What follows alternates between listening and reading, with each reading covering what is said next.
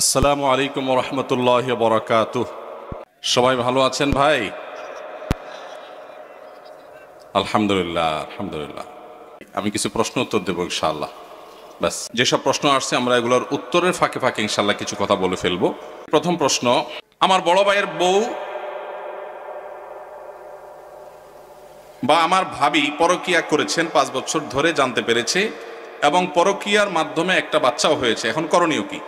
পরকীয়া এখন ঘরে ঘরে হয়েছে ভাই, জঘন্য ব্যাধিতে পরিণত হয়েছে। তো এইরকম যদি পরিস্থিতি হয়, ইসলামী শরিয়া দৃষ্টিকোণ থেকে এটা সবচেয়ে বড় জঘন্য অপরাধ হয়েছে। ইসলামী বিচার ব্যবস্থা থাকলে এর সবচেয়ে কঠিন শাস্তি হতো, যেহেতু বিচারিকভাবে আইনগতভাবে সেটা কার্যকর করবার সুযোগ নাই, যেহেতু ইসলামী বিচার ব্যবস্থা নেই। এজন্য এটার বিচারের ভার কোনো এলাকার কোনো মোড়ল মাতবর কেউ নিজের হাতে নেওয়ার অধিকার কারোর নাই, সুযোগ নাই, খবরদার। তবে এইরকম পাপিষ্ঠ তার সাথে সংসার করার বিষয়ে যদি সে চরিত্রহীন এটা সাব্যস্ত হয়, চার চরিত্র সংশোধনের আশা না থাকে, তাহলে তাকে ডিভোর্স দিয়ে ভিন্ন কোনো চিন্তা তার স্বামী করতে হবে। আর যদি তিনি তার কৃতকর্মের জন্য অনুতপ্ত হয়ে আল্লাহর কাছে মাপ চান, যেহেতু ইসলামী বিচার ব্যবস্থা নাই, সেহেতু তার শাস্তি কার্যকর করবার উপায় নাই, কিন্তু তিনি তওবা করলে আল্লাহ তাআলা চাইলে মাফও করতে পারেন। এটা একান্ত তাদের বিষয়, আল্লাহর বিষয়। দোয়া কবুল হওয়ার জন্য মহান আল্লাহ তাআলার কাছে কিভাবে দোয়া করতে হবে? দোয়া কবুল হওয়ার জন্য প্রথম শর্ত হলো হালাল উপার্জন থাকা। হারাম উপার্জনকারী ব্যক্তির দোয়া কবুল হয় না। চুরি করে, ডাকাতি করে, টিন চুরি, গম চুরি করে এরপরে মক্কা শরীফ গিয়ে 2 হাত তুলে আল্লাহর কাছে চোখের পানি ফেলে দোয়া করছেন, হাদিস বলছে দোয়া কবুল হবে না, দোয়া কবুল হবে না। নবী করিম সাল্লাল্লাহু আলাইহি ওয়াসাল্লাম পরিষ্কার হাদিস আছে, অনেক দূর থেকে এলোমেলো চুল নিয়ে, ধুলোমলিন শরীর নিয়ে কেউ যদি কাবার চারপাশে হাত তুলে দোয়া করে, আন্না ইউস্তাজাবু লিযালিক, কিভাবে তার দোয়া কবুল হবে? নবীজি বলেছেন, কারণ দেহ, তার শরীর, তার সম্পদ হারাম দ্বারা গঠিত হয়েছে। এই জন্য দোয়া কবুলের জন্য প্রথম শর্ত হলো হালাল উপার্জন থাকা। কেউ যদি আগে হারাম উপার্জন করে থাকেন, এখন তওবা করবেন, মানুষের হক মেরেছেন, এখন ফেরত দিবেন, তারপরে আল্লাহর কাছে দোয়া করবেন, ইনশাআল্লাহ দোয়া কবুল হবে। দোয়া কবুলের দ্বিতীয় শর্ত হলো অন্তরের অন্তঃস্থল থেকে কায় মনোবাক্যে দোয়া করবেন, অন্য মনস্ক হয়ে না, দায় সারা ভাবে না, মনোযোগ দিয়ে দোয়া করবেন। দোয়া কবুলের জন্য আরেকটা গুরুত্বপূর্ণ শর্ত হলো হালাল বিষয়ে দোয়া করবেন। হারাম জিনিস আল্লাহর কাছে চাইবেন না, 2 নম্বর জিনিস আল্লাহর কাছে চাইবেন না। অবৈধ সম্পর্ক করার, কারোর সাথে অবৈধ রিলেশন করার, হারাম সম্পর্ক করার জন্য আল্লাহর কাছে দোয়া করবেন, এটা অবৈধ দোয়া, নাজায়েজ দোয়া, এটা করা জায়েজ নাই। বৈধ দোয়া করবেন, নেক দোয়া করবেন, ইনশাআল্লাহ আশা করা যায় আল্লাহ তাআলা দোয়া কবুল করবেন। দোয়ার ক্ষেত্রে আল্লাহর প্রশংসা, নবীজির প্রতি দুরূদ প্রেরণ, এরপরে আপনি যে কোনো চাওয়া পেশ করবেন, বৈধ চাওয়া। এবং দোয়া করার পর কবুল হচ্ছে না কেনার জন্য হুলস্থুল করবেন না। এই শর্তগুলো মেনে চললে কোরআন এবং হাদিসের আলোকে আশা করা যায় দোয়া কবুল হবে ইনশাআল্লাহ। দোয়া কবুলের বেশ অনেকগুলো স্থান আছে, ইনশাআল্লাহ অন্য কোনো মাহফিলে এটার উপরে আলোচনা করতে হবে। এটা নিয়ে আমার একটা সংকলন আছে, দোয়া কবুলের 33টা জায়গা আছে, স্থান আছে, সময় আছে। সেগুলো কি কি একটা আলাদা আলোচনা ইনশাআল্লাহ আমরা বলবো। এটা নিয়ে বহু আগে আমার একটা বক্তব্য আছে অনলাইনে, কারোর প্রয়োজন হলে শুনে নিতে পারেন। বর্তমান সময়ে আলেমদের মধ্যে কাদা ছড়াছড়ি বেশি চলছে, আমাদের করণীয় কি? কোন হুজুর আবার কাদা মারল? শীতকালে কাদা পাবে কোথায় এখন ভাইয়া? তো ভাইরা, ওলামায়ে কেরামের মধ্যে মত পার্থক্য থাকবে, এটা স্বাভাবিক। মতের ভিন্নতা থাকবে, এটা কি স্বাভাবিক না অস্বাভাবিক? শুধু ওলামায়ে কেরাম কেন, আমাদের নিজেদের মধ্যে মতের ভিন্নতা আছে না নাই? আচ্ছা, স্বামী স্ত্রী 2 জন সংসার করতে গেলে হাজারো বার একজন আরেকজনকে ভালোবাসি ভালোবাসি জিকির করতে করতে মুখে ফেনা তোলার পরও দেখা যায় হঠাৎ করে ইউক্রেন রাশিয়ার মতো যুদ্ধ বেঁধে যায় কি যায় না? তো যারে সারাদিন ভালোবাসি ভালোবাসি যে পরিমাণ জিকির করতেছেন আর জিকির তুলতেছেন, তার সাথেও যদি আপনার বেঁধে যায়, তাহলে বোঝা গেল যত জন তত মত। মানুষের দৃষ্টিভঙ্গি, মানুষের বুঝার বেশ কম থাকে, এটা থাকবে, কিয়ামত পর্যন্ত থাকবে। সব আলেমরা সব বিষয় একমত হয়ে যাবেন, এটা কিয়ামত পর্যন্ত কখনো সম্ভব না। তাহলে মতের ভিন্নতা, ইখতিলাফ, মতের বৈচিত্র্য, এটা কখনো দোষের হতে, দোষের কোনটা ভাই? দোষের হলো এই যে কাদা ছড়াছড়ি বলতে যেটা বুঝিয়েছেন আপনি, সেটা অর্থাৎ মতভিন্নতাটা যদি মতবিরোধে চলে যায়, শত্রুতায় চলে যায়, যেখানে ইসলামের শত্রুদের সাথে লড়াই করা দরকার, সেই লড়াই যদি নিজেদের মধ্যে করে, যেই শক্তি আল্লাহ এবং তার রাসূলের দুশমন মুসলমানদের দুশমনদের বিরুদ্ধে ক্ষয় করা দরকার, সেই শক্তি যদি নিজেদের বিরুদ্ধে ক্ষয় করে, সেটা হলো নিন্দনীয়, সেটা হলো নিকৃষ্ট কাজ, সেটা হলো খারাপ কাজ।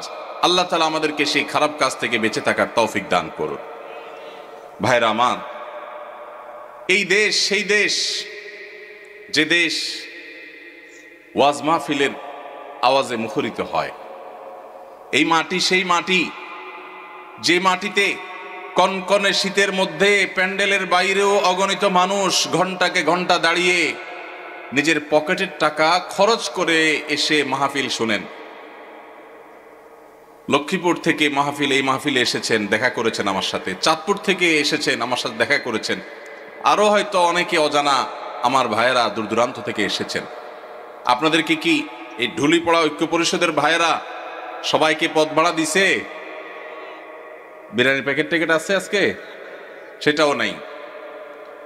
নিজের খরচে নিজের গরজে ওয়াজ মাহফিলগুলোতে যে স্বতঃস্ফূর্ত অংশগ্রহণ হয়, বাংলাদেশে কোন সমাবেশে এই রকম স্বতঃস্ফূর্ততার কোন দৃষ্টান্ত কেউ দেখাতে পারবে না। সেই দেশে সেই মাটিতে আমরা মুসলমানরা সামান্য কিছু বিদেশিদের দালাল, তাদের এজেন্ডা এই দেশের মাটিতে এদেশের মানুষের খেয়ে যারা বাস্তবায়ন করে, তাদের কাছে আমরা অনেকটা গোলামির জিঞ্জিরে আবদ্ধ হওয়ার মতো আবদ্ধ হয়ে আছি আজ 50টা বছর। 50 বছর বললে ভুল হবে, সে ব্রিটিশ আমল থেকে শুরু হয়েছে। দিন এবং ইসলামকে কোণঠাসা করে একঘরে রাখার এক অপরচেষ্টা, নীল নকশা এদেশে প্রতিনিয়ত বাস্তবায়ন করা হয়। এদেশের শিক্ষাক্রমে, পাঠ্যপুস্তকে এদেশের আপামর সাধারণ ধর্মপ্রাণ মানুষের চিন্তাধারার প্রকাশ আপনি সচরাচর দেখতে খুব কম পাবেন না। এদেশের সংবিধানে, এদেশের আইনে, এদেশের মিডিয়াতে, এদেশের আদালতে, এদেশের বিভিন্ন জায়গায় গণমানুষের আকাঙ্ক্ষা বলতে যা, সেটা খুব বেশি প্রতিফলিত হতে দেখবেন না। দেখবেন যে সব এজেন্ডা বাস্তবায়ন, বিভিন্ন জিনিস পুশ করানোর চেষ্টা, এত এত শয়তানি চক্রান্ত যেই মাটিতে চলে, সেই মাটিতে ইসলামপন্থীরা পরস্পর কাদা ছড়াছড়ি করবে, এর চাইতে নির্লজ্জতা, এর চাইতে দুঃখজনক ঘটনা মুসলমান জাতির জন্য আর কি হতে পারে?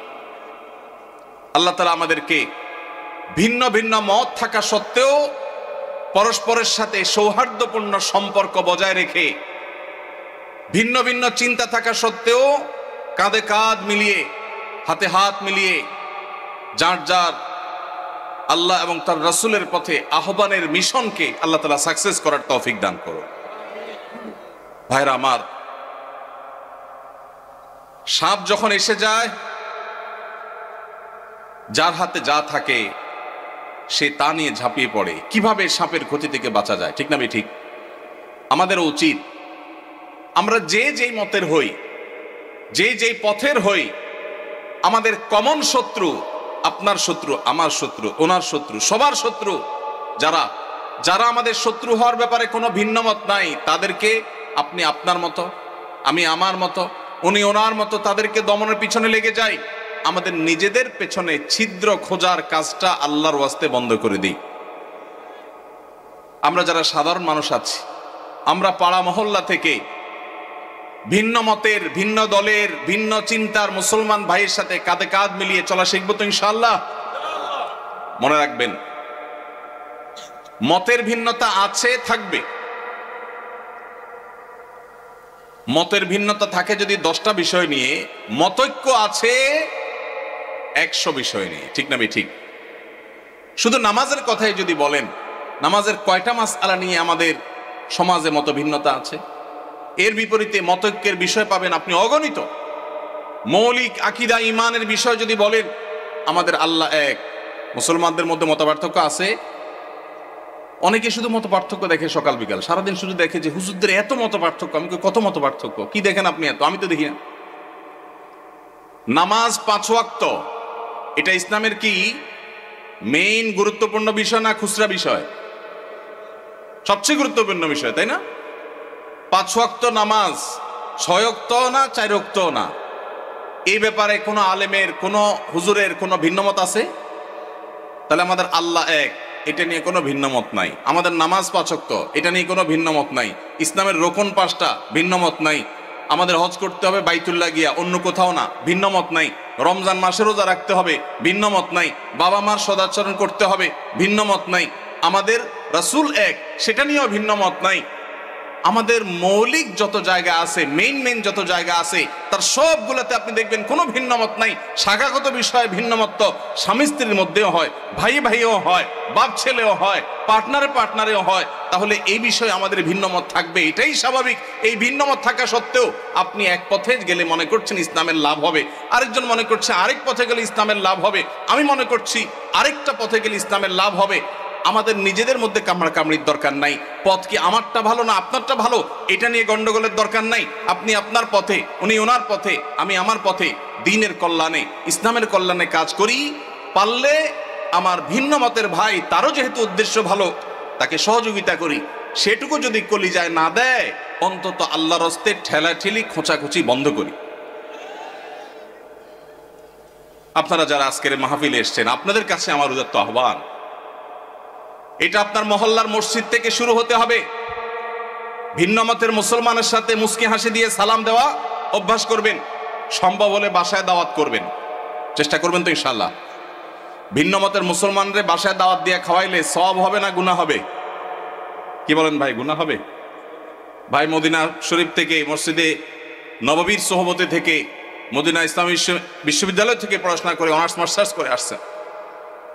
সৌদি আরবে দায়ী ছিলেন, ঢাকা ইউনিভার্সিটিতে পড়াশোনা করেছেন, অনেক যোগ্য মানুষ। ভাই, অন্য মতের আহলে কেবলা, আহলে সুন্নাল জামাতের শামিল ভাইকে দাওয়াত দিয়ে খাওয়াইলে, এমনকি যদি অন্য মতেরও হয়, রাসূল আকরাম সাল্লাল্লাহু আলাইহি সাল্লাম যদি অমুসলমানকে খাওয়ান, তো আমরা ভিন্ন মতের মুসলমানরে খাওয়াইলে সওয়াব হবে না গুনাহ হবে? ভাইকে একমত, সওয়াব হবে তো? আলহামদুলিল্লাহ। এখানকার সব হুজুররা একমত। আপনার বলেন হুজুরদের মধ্যে কোনো মিল নাই, মত পার্থক্য শুধু। কই মত পার্থক্য? আমরা 3 হুজুর একমত হয়ে গেছে আলহামদুলিল্লাহ। আমি আশা করি দেশে কোনো হুজুরের ভিন্ন মত নাই।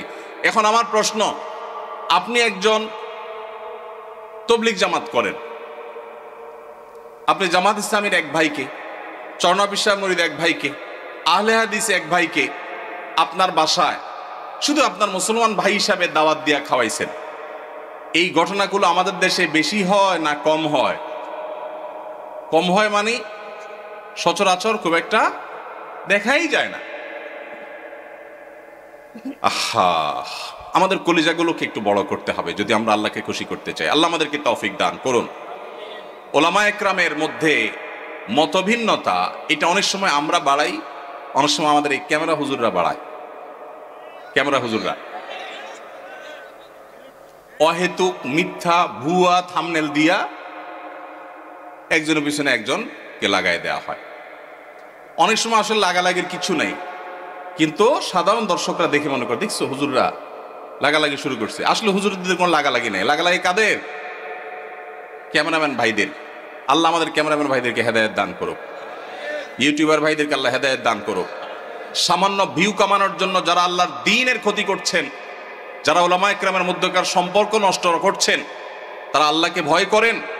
এই টাকা জাহান্নামের আগুন হয়ে আপনাদেরকে স্পর্শ করবে। এমনি ক্যামেরা সেট করা নিয়ে আপনারা এদের উপরে খেপা আছেন, এখন তাদের বিরুদ্ধে ওয়াজ গেছে। আমি তো তাদের নিরাপত্তা নিয়ে আশঙ্কায় আছি। আল্লাহ তাআলা আমাদের ভাইদেরকে হেদায়েত দান করুন। ভাইরা আমার, সিরিয়াস ইস্যু।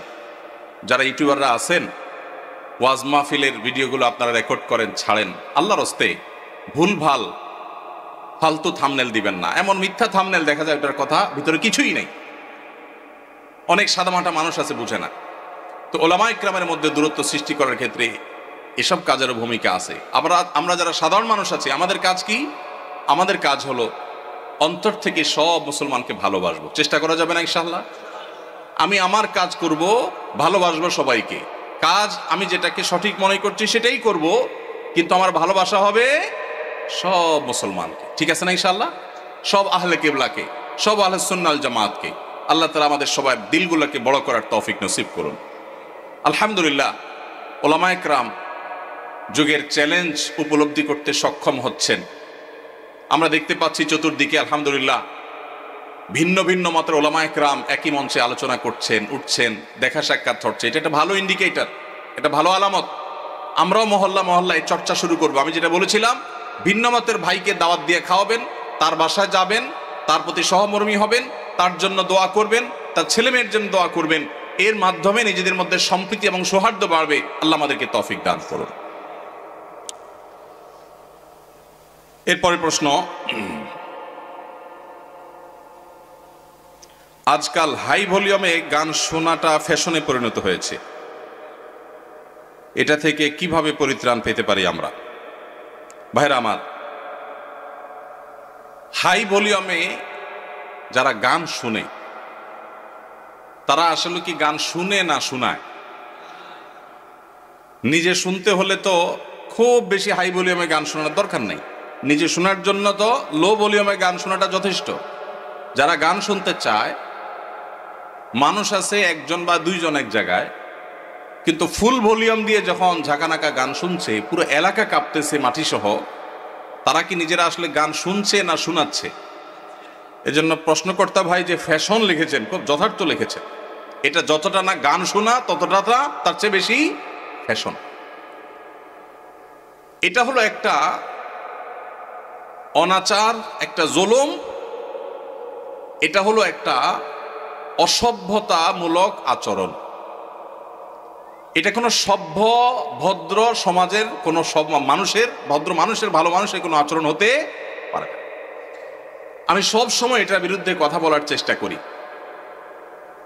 আমাদেরকে একটা বিপ্লব করতে হবে, সেটা হলো শব্দ সন্ত্রাসের বিরুদ্ধে বিপ্লব। অনেকেই দেখা যায় বিয়ে, গায়ে হলুদ, গায়ে মরিচ, আকিকা, নানান অনুষ্ঠানের নামে হাই ভলিউমে ডেস্কের ভাড়া করে গান শুনছে। এখন আমার প্রশ্ন হলো, আপনার মনে অনেক খুশি, আপনি লাফাচ্ছেন গানের তালে তালে, ভালো কথা, হতে পারে, এটা আপনার ব্যাপার, ভালো কথা বলতে এটা আপনার ব্যাপার। কিন্তু আরেকজন হয়তো অনেক মনে কষ্টে আছে, তার অনেক চিন্তা দুশ্চিন্তা, কোনো কারণে পেরেশানি, হয়তো অসুস্থ বাবাকে নিয়ে বসে আছে, কিন্তু পুরো এলাকাকে আপনি প্রকম্পিত করছেন বাজ বিচার করা ছাড়া। তাহলে যে বেদনায় আছে, তার বেদনাটা আপনার গানের আওয়াজে আরো বাড়াই দিবে। এটা কোনো ন্যূনতম কমন সেন্স আলা মানুষের কাজ হতে পারে? কিন্তু দুঃখ লাগে যখন দেখি আমাদের অনেক স্কুল কলেজ পড়ুয়া, বিশ্ববিদ্যালয় পড়ুয়া, শিক্ষিত যুবকেরা এই কাজটা করে। এটা তো একজন শিক্ষিত মানুষ দ্বারা কখনো হতে পারে না, যে আমি উচ্চ ভলিউমে, হাই ভলিউমে গানের আওয়াজে আশপাশে মানুষকে অতিষ্ঠ করব, মানুষ কষ্ট পাবে, মোবাইলে কথাটা পর্যন্ত বলতে পারবে না। এটা কোনো সভ্য সমাজে গ্রহণযোগ্য হতে পারে না। ভাইরা আমার, যাদের বিয়েতে হাই ভলিউমে গানের আওয়াজ বাজায়, তাদের অনেককে বলতে শোনা যায় যে আসলে আমি নিজেও এগুলো পছন্দ করি না। তাহলে কেন হয়? ভাতিজা ভাগিনারা, ছোট ভাইরা একটু তারা চায়, শখ করছে ওরা। ভাতিজা ভাগিনারা কি করছে? শখ করছে। বিয়ে করবেন জীবনে একবার না দুইবার? একবার। কাদের কাদের দুইবার করার নিয়ত আছে? হাত তোলেন। মাশাআল্লাহ, ঘুমেছিল এরা মনে হয়। ঠিক আছে ভাই, বিয়ে যেহেতু একবারই করবেন বেশিরভাগ মানুষ, সে একটা বিয়ে হোক আদর্শ বিয়ে, সে একটা বিয়ে হোক স্মরণীয় বিয়ে, ওই বিয়েতে মানুষের বদদোয়া আসুক, কেউ চান? তাহলে ভাতিজা ভাগিনা কেন, আরো কেউ যদি বলে, ছোট ভাইরাও যদি বলে, তাহলে সেই অনাচার আমরা করতে দেব না ইনশাআল্লাহ। ভাইরা আমার, এমনকি ওয়াজ মাহফিলের যে মাইক, এই মাইকগুলো কন্ট্রোলে যেন থাকে, এগুলো যেন নিয়ন্ত্রণে থাকে। আমরা সবসময় বলি, আমি বরাবরের মতো আহ্বান করি, আমি কেন, অন্যান্য আলেমরাও সবসময় বলেন যে ওয়াজ মাহফিলের মাইক যেন মানুষের বিরক্তির কারণ না হয়। শহরে এটা খুব বেশি নিয়ন্ত্রণ জরুরি। গ্রামে যেখানে মাহফিল হয়, পুরা গ্রামের মানুষ মাহফিল শোনার জন্য প্রস্তুত থাকে। দূর দূরান্ত থেকে নায়ুরীরা বাপের বাড়ি বেড়াইতে আসে, যখন মাহফিল হয় সবাই প্রস্তুত থাকে। তারপরও মাইকের আওয়াজটা যেন কারোর মোবাইলে কথা বলা অসম্ভব হয়ে যায়, এই পর্যায়ে যেন না থাকে। ভলিউমটা যেন নিয়ন্ত্রণে থাকে, অন্তত যেগুলো প্যান্ডেলের বাইরে থাকবে যতটা সম্ভব। এবং গভীর রাত পর্যন্ত অন্য ধর্মের মানুষের, অসুস্থ রোগীদের, সকালবেলা স্কুলগামী বাচ্চাদের, মাদ্রাসাগামী বাচ্চাদের বা যাদের ডিউটি আছে তাদের যেন কষ্টের কারণ না হয়। আল্লাহ আমাদের সবাইকে দায়িত্বশীল আচরণ করার তৌফিক নসিব করুন। এরকম হাই ভলিউমে যখন গানের আওয়াজ হবে, আমি আপনাদের সবার কাছে উদাত্ত আহ্বান রাখতে চাই, পাড়ায় মহল্লায়, গাড়িতে, বাড়িতে, যেখানে দেখবেন যে হাই ভলিউমে কোনো গানের আওয়াজ দিয়ে মানুষকে অতিষ্ঠ করা হয়, কয়েকজন মানুষ মিলে গিয়ে সেই গান শোনা ভাইদের পিঠে হাতটা রেখে তাদেরকে স্নেহের পরশ দিয়ে বোঝাবেন, আমার আনন্দ যদি আরেকজনের বেদনার কারণ হয়, এটা কখনো সভ্য মানুষের আচরণ হতে পারে না।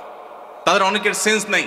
আমরা যদি কয়েকজন গিয়ে তাদেরকে বুঝাই, তাহলে আশা করা যায় এটা বন্ধ হবে সবার চেষ্টা করবো তো ইনশাআল্লাহ। আমার জীবনে আমি বহুবার এই কাজটা করেছি, আল্লাহ আমাকে তৌফিক দিয়েছেন। বহুবার গভীর রাতে আওয়াজ শোনা যাচ্ছে গানের, আমি একা নেমে গেছি। এমনও হয়েছে গিয়ে যারা গানের আওয়াজে সবাইকে অতিষ্ঠ করছে তাদের হাতে পায়ে ধরে সেটা থামিয়েছি। আমরা যদি সবাই জাগ্রত হই, সবাই যদি দাঁড়িয়ে যাই, তাহলে এই অনাচার করা মানুষের সংখ্যা সমাজে হাতে গোনা কিছু, ইনশাআল্লাহ এই অনাচার বন্ধ হয়ে যাবে। ঠিক কিনা বলেন? অতএব বিয়ে, বিনোদন, ধর্ম, রাজনীতি, যে নামেই হোক, মানুষকে অতিষ্ঠ করে, মানুষের কষ্টের কারণ হয়, সেরকম কোনো শব্দ, সেরকম কোনো উচ্চ শব্দের আওয়াজ এটা কোনোভাবেই গ্রহণযোগ্য হতে পারে। সবাই আমরা সমাজে জাগ্রত হব তো ইনশাআল্লাহ। মসজিদে মসজিদে আমাদের যুবকদের কাজ হবে, এই এলাকায় কোনো প্রকার শব্দ সন্ত্রাস কেউ করলে আমরা সেটাকে থামাবার উদ্যোগ নেব। চেষ্টা করা যাবে না ইনশাআল্লাহ? আমি কাউকে আইন হাতে তুলে নিতে বলছি না, কিন্তু আমাদের সবাইকে দায়িত্বশীল আচরণ করতে হবে, সৎ কাজের আদেশ, অসৎ কাজের বাধা প্রদান করতে হবে ইনশাআল্লাহ। ইমাম সাহেবকে মূল্যায়ন না করলে কি গুনাহ হবে? কিভাবে মূল্যায়ন করব? ইমাম সাহেবদের মূল্যায়ন না করলে গুনাহ তো অবশ্যই হবে। ইমাম সাহেবরা হলেন ওলামায়ে কেরাম, নবীদের ওয়ারিস। তাদের এই সমাজ তেমন কোনো মূল্য দেয় না। মুসলিম প্রধান রাষ্ট্র, বেশিরভাগ ট্যাক্স পেয়ার মুসলমান, অথচ 4 লক্ষ মসজিদের ইমাম সাহেবকে যদি রাষ্ট্র মূল্যায়ন করত, তাহলে রাষ্ট্রের চেহারাই পরিবর্তন হয়ে যেতে পারত। 4 লক্ষ মসজিদের যে নেটওয়ার্ক সারা দেশে আছে, রাষ্ট্র যদি এই ইমাম সাহেবদেরকে রাষ্ট্রের বিভিন্ন গুরুত্বপূর্ণ কাজে তাদেরকে যদি ইনভলভ করত, প্রশিক্ষণ দিয়ে প্রস্তুত করত এবং তাদের থেকে যদি সার্ভিস নিত, তাহলে দেখা যেত রাষ্ট্রের অনেক বড় বড় কাজ মসজিদের ইমাম সাহেবদের দ্বারা সমাধান করা যেত। এত বিশাল লোকবল, এত বিশাল জনগোষ্ঠী, মসজিদের এত বিশাল বড় প্ল্যাটফর্ম, এত বড় মিডিয়া, এই সবগুলোকে রাষ্ট্র যদি অন করত, রাষ্ট্রের চেহারাই চেঞ্জ হয়ে যেতে পারত। কিন্তু ওই যে বলছিলাম, সেই ব্রিটিশ আমল থেকে শুরু হয়েছে, আজও পর্যন্ত মুসলমানের দেশে মুসলমানরাই সবচেয়ে বেশি কোণঠাসা এবং দুর্বল। মুসলমানরাই সবচেয়ে বেশি বৈষম্যের শিকার, জুলুমের শিকার। ওলামায়ে কেরাম, মুসলমান প্রধান সমাজে যাদের মূল্য থাকার কথা, তাদের সমাজ রাষ্ট্র মূল্য দেয় না, এমনকি আমরা সমাজের মানুষও মূল্য দেই না। ঠিক না ঠিক? ইমাম সাহেবদের মূল্যায়ন কিভাবে করবেন? তাদের মূল্যায়ন করবেন, তাদেরকে সবচেয়ে বেশি সম্মান করবেন। কারণ নবী করিম সাল্লাল্লাহু আলাইহি ওয়াসাল্লাম বলেছেন, মাল্লাম ইউবাজ্জিল আলিমানা ফালাইসা মিন্না, যে ব্যক্তি আমার উম্মতের আলিমদেরকে সম্মান দেয় না, মর্যাদা দেয় না, ইজ্জত দেয় না, সে আমার উম্মত হতে পারে না। অতএব আপনার মসজিদের ইমাম সাহেব আপনার কাছে সম্মানিত হতে হবে। কমিটির লোক, মুসল্লি ভাইয়েরা, তাদেরকে চাকরের মতো আচরণ করতে পারবেন না, তাদেরকে শ্রদ্ধা করবেন। তারা নেতার মতো মর্যাদা দিবেন, তাদের সঠিক কথাগুলো বলার অধিকার দিবেন, সুযোগ দিবেন, তাদের মিম্বরে স্বাধীনভাবে কথা বলার সুযোগ দিবেন, তাদের গলা চিপে ধরতে কাউকে দিবেন না। ইমাম সাহেবরা তাদের সম্মানজনকভাবে চলার মতো বেতন দিবেন, সম্মানই দিবেন, থাকার ব্যবস্থা করবেন। কারণ তারা অন্য কোনো কাজে এঙ্গেজ হতে পারেন না, ইমামতি করতে গিয়ে তারা এখানে এঙ্গেজ থাকতে হয়। অতএব তাদের জীবনযাপন যেন সম্মানজনকভাবে হয়। পৃথিবীর অন্য যে কোনো মুসলমান দেশে, পৃথিবীর অন্য যে কোনো মুসলমান প্রধান দেশে মসজিদের ইমাম সাহেবরা আমার ক্ষুদ্র জ্ঞান অনুযায়ী বাংলাদেশের ইমাম সাহেবদের চাইতে ভালো অবস্থানে আছে অর্থনৈতিকভাবে। দুর্ভাগ্য আমাদের দেশে মানুষের, যে আমাদের দেশে মানুষের অনেক ভালো ভালো গুণ থাকলেও মসজিদের ইমাম খতিব সাহেবদের সম্মানী, তাদের বেতন ভাতা, এগুলো দেওয়ার ব্যাপারে আমাদের বেশিরভাগ মসজিদ কমিটির লোকেরা কার্পণ্য করে, মনে করে ইমাম সাহেবের বেতন আবার 20-30 হাজার টাকা, এত টাকা দিয়ে উনি কি করবে। এই এলাকায় যে সমস্ত ইমাম সাহেবরা আছেন, আমি কি কাউকে দেখতে পারি কেউ আছেন ইমাম সাহেবরা? কোথায়? আপনার বেতন কত ভাই? পুরুষের নাকি বেতন জিজ্ঞেস করলে এটা নাকি আয়, আপনি মনে কষ্ট নিয়েন না, এটা শুধু একটু বোঝার জন্য। আপনি ইমাম, আপনি ইমাম, আপনার কত? দোনোজনের 7,000 7,000। কোন এলাকার আপনারা? ওনাদের ভাইদের মসজিদ। আপনি কোন মসজিদের ইমাম? বড় মসজিদ নাম কি? পশ্চিম পাড়া বড় মসজিদ। পশ্চিম পাড়া বড় মসজিদের কমিটির লোকজন কারা আছেন? কোন মসজিদ? কই? উনি পূর্বপাড়া। হ্যাঁ, পূর্বপাড়া মসজিদের মসজিদ কমিটির লোকেরা কেউ ভাই আছেন? হাত তোলেন, হাত তোলেন, হাত তোলেন, নাহলে আশপাশের লোকজন বাইর করে দিবে কিন্তু। হাত তোলেন। আছে পূর্বপাড়া কেউ আছে? আছে? থাক, আমরা ওনাকে দেখাতে চাই না। আছে? পশ্চিম পাড়ার আছেন? আছেন। আর ইমাম সাহেব নাই? কই কই ভাই ইমাম সাহেব, আপনি কোন পাড়ার? একটু দাঁড়ান, কষ্ট করে একটু দাঁড়ান। কোন গ্রামের ইমাম আপনি? হ্যাঁ, মনোহরপুর। আপনার বেতন কত ভাই? 5,500। এই মনোহরপুরের মসজিদ কমিটির কেউ আছেন? মুসল্লি কেউ আছেন কিনা অন্তত? যারা আছেন হাত তোলেন তো। মুসল্লি কারা? কেউ হাত তুলবে না। কমিটির একজন পাওয়া গেছে মুসল্লি? আচ্ছা থাক। আর ইমাম সাহেব কে আছেন বলেন? আপনি ইমাম ভাই, আপনার বেতন কত? হ্যাঁ, মসজিদ থেকে বেতন কত বলতেছি? মসজিদ মাদ্রাসা দুই ডিউটি বেতন 11.5। তার মানে আমরা যদি 5.5 ধরি, তাহলে 5.5 মসজিদ থেকে বলা যায়। 5 ওয়াক্ত নামাজ পড়ান, ইমামতি করেন, 5 ওয়াক্ত নামাজ পড়ান, 5,500 জুমা সহ। আপনার কোন এলাকা? এই গ্রামের নাম বলেন?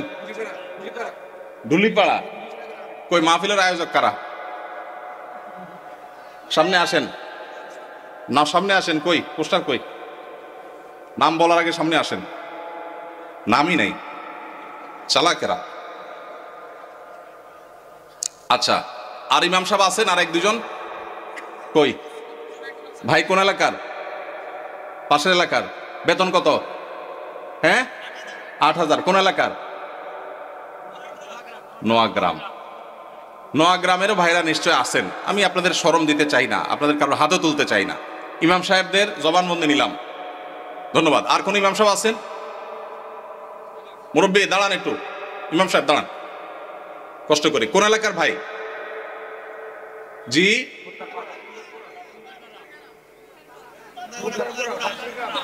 এতজন বললে কেমনে বুঝবো?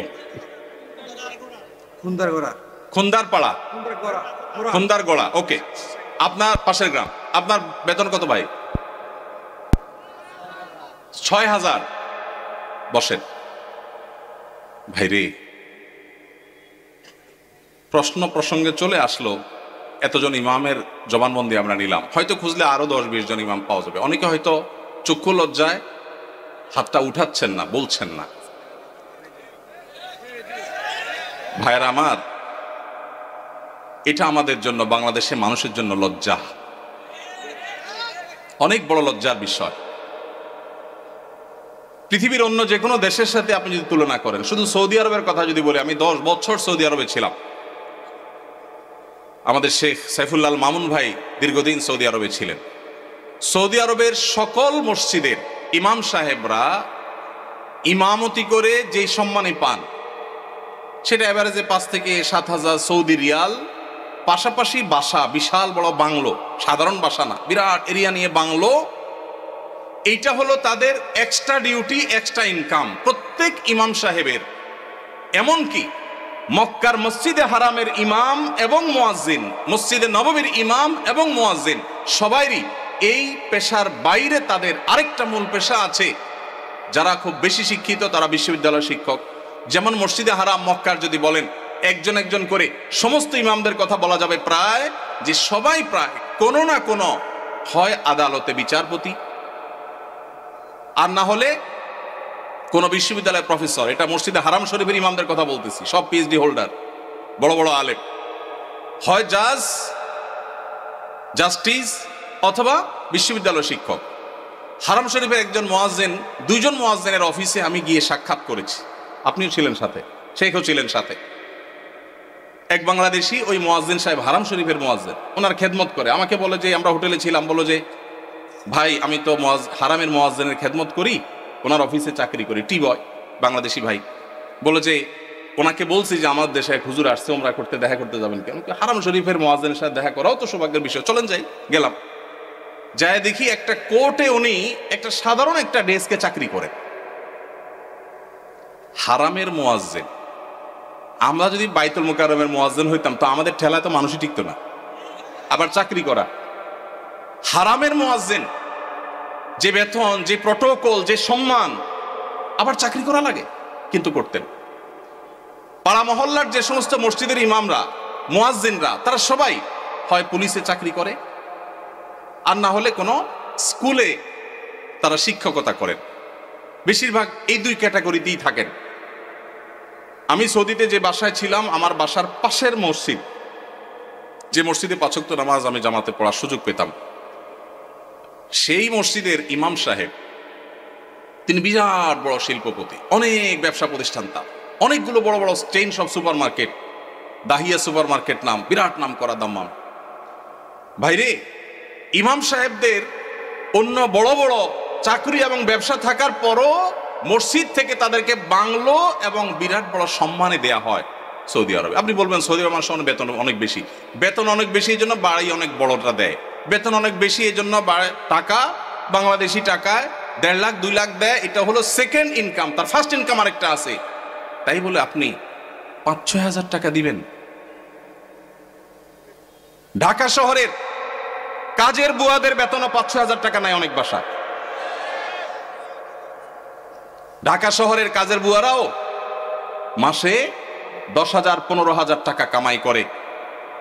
ঢাকা শহরে কোন দারোয়ানের বেতন ৫,০০০-৬,০০০ টাকা নাই, কোন পিয়নের বেতন ১০,০০০ টাকার নিচে নাই। সেখানে কুমিল্লা শহরের কাছে, এটা সদর থানা এবং শহরের কাছে, এই জায়গায় ৫-৭ হাজার টাকা আজকালকার বাজারে চাউলের টাকা জোগাড় করা হতো কঠিন হয়ে যায়। এই ইমাম সাহেব আবার যখন কোন একটা কাজ করতে যাবেন ইমামতির পাশাপাশি, বলবে হুজুর আমাদের দুনিয়াদার হয়ে গেছে, হুজুরদের দুনিয়ার লোভে ধরছে। এক বেটা, তার মসজিদের মুসল্লিরা ইমাম সাহেবকে এরকম খোঁচাইত, বেতন দেওয়ার নাম নাই, ইমাম সাহেব আর কিছু করলে ডিস্টার্ব করত। তো ওই মসজিদে একজন ভালো মানুষ ছিল, উনি বললেন হুজুর আপনাকে আমি ওই যে মুসিরা যে জুতা পলিশ টলিশ করে ওরকম একটা বাক্স কিনে দেব, সাথে রং টং যা লাগে, ডাস্টার, ব্রাশ, এগুলো সব দিয়ে দিব। আপনি ইমামতি করে মসজিদে নামাজ পড়ানো শেষ হলে মসজিদের বাহিরে এসে ওইটা নিয়ে বসে যাবেন এবং মুসল্লিদেরকে বলবেন ভাই আপনাদের জুতাগুলো দেন, যার যার পলিশ করা লাগে আমি করবো, আপনারা আমার টাকা দিয়ে। ইমাম সাহেব চোখ বড় বড় হয়ে গেছে, কি বলে রে বেটি?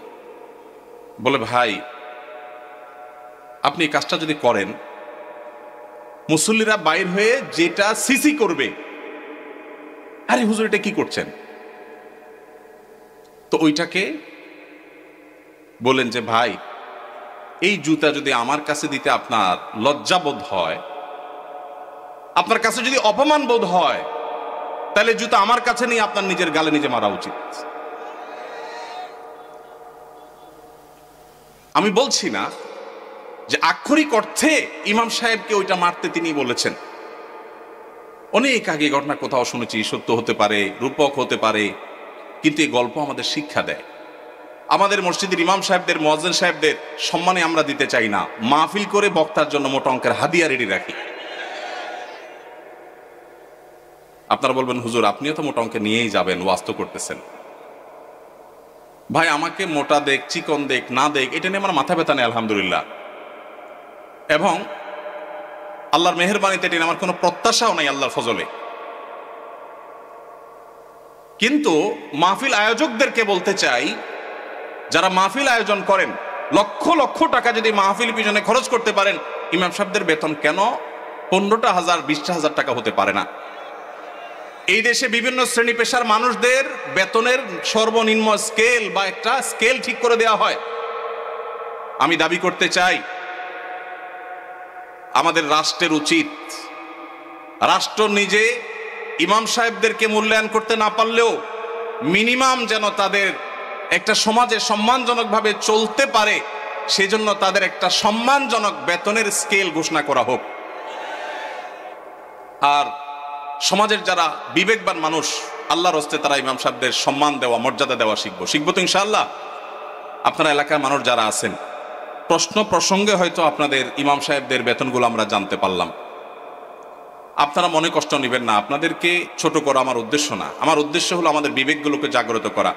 কোনো মসজিদ কমিটির লোকজন যদি এখানে থাকেন, তাহলে আমি আপনাদেরকে বলবো, এমনকি মুসল্লি ভাইরা যারা আছেন তাদেরকে বলবো, মসজিদে গিয়ে এটা নিয়ে দাবি তুলবেন, ইমাম সাহেবের সম্মানজনক বেতন নিশ্চিত করতে হবে ইনশাআল্লাহ। কোনো মুসলমান সমাজে এটা হতে পারে না। সৌদি আরবের কথা আমি বলেছি, সৌদি আরবেরটা আমি কাছে থেকে দেখেছি। এই জন্য আমার মনে হয় না পৃথিবীর অন্য কোনো মুসলমান সমাজে মানুষের গড়ে একজন রিক্সাওয়ালাও 10,000-এর বেশি ইনকাম করে, সেই সমাজ ইমাম সাহেবের বেতন 4,000 5,000, এটা কোনোদিন গ্রহণযোগ্য হতে পারে না।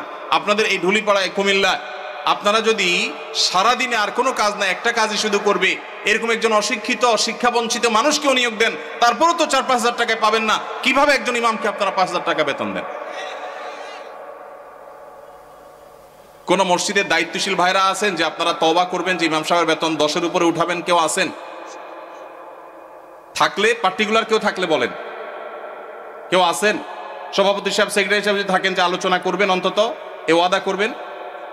আপনি কোন মসজিদের নাম বলেন? নোয়াগ্রাম। এখন বর্তমান বেতন কত ইমাম সাহেবের? উঠছেন যেহেতু জিজ্ঞেস করি। 7,000। এখন নিয়ত করছেন কত দিবেন? 25 সাল থেকে। 25 সাল মানে এখন তো 25 শুরু হয়ে গেছে। 10-এর প্রস্তাবনা আছে। মাশাআল্লাহ মাশাআল্লাহ।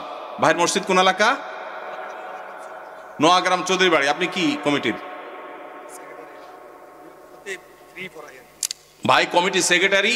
ওনার মসজিদের ইমাম সাহেবকে ওনারা এই মাস থেকে 10,000 টাকা দেওয়ার নিয়ত করেছে। বলে আলহামদুলিল্লাহ।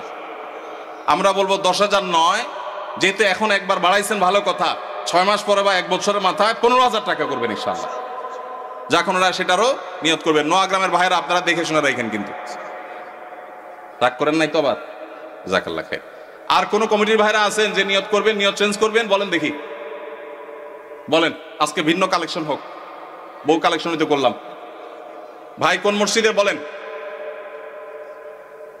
জি মাশাআল্লাহ। 10,000 রানিং দিচ্ছেন। একটা ভালো উদাহরণ পাওয়া গেল। মাশাআল্লাহ মাশাআল্লাহ, ভালো উদাহরণ আছে। কোন এলাকার? আলমপুর।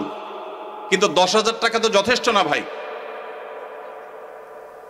কবে নাগাদ আনুমানিক একটা আইডিয়া দেন না? আইডিয়া দেন না। আলাপ করলেই তো দিবেন, আপনি তো একা দিবেন না। অন্তত প্রস্তাবনা দিয়ে, যে মাহফিল থেকে হুজুররা প্রস্তাবনা দিছে, অন্তত 15,000-এর ভিতরে রাখেন। 12 থেকে 15 ভিতরে ইনশাআল্লাহ। কবে নাগাদ? আলোচনা সাপেক্ষে। ঠিক আছে। আপনি মসজিদ কমিটির কি? সেক্রেটারি সাহেব। মাশাআল্লাহ। আল্লাহ সেক্রেটারি সাহেবকে তৌফিক দান করুন, বলুন আমিন। একটা ভালো দৃষ্টান্ত। ভাইরা 10,000 দিচ্ছেন, মাশাআল্লাহ। কিন্তু 10,000 যথেষ্ট না ভাই। 10,000 যথেষ্ট হতে পারে না।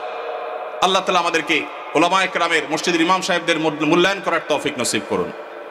আমি ভাই একাধিক মাহফিলে এমন ঘটেছে যে মসজিদে গিয়ে ইমাম সাহেবদের বেতন কম, এটা ব্যক্তিগত আলোচনা জানতে পেরেছি। আমি আমার মতো করে কমিটির ভাইদেরকে দাওয়াত দিয়েছি এবং বোঝানোর চেষ্টা করেছি। আমরা মাহফিলের জন্য যদি লাখ লাখ খরচ করতে পারি, কেন ইমাম সাহেবদের দিতে পারবো না? আল্লাহ আমাদেরকে তৌফিক দান করুন। রাসূলের জামানার সাথে আমাদের মসজিদের কার্যক্রমের কোনো পার্থক্য আছে কিনা? ইমামদের কি কি ভূমিকা পালন করা দরকার?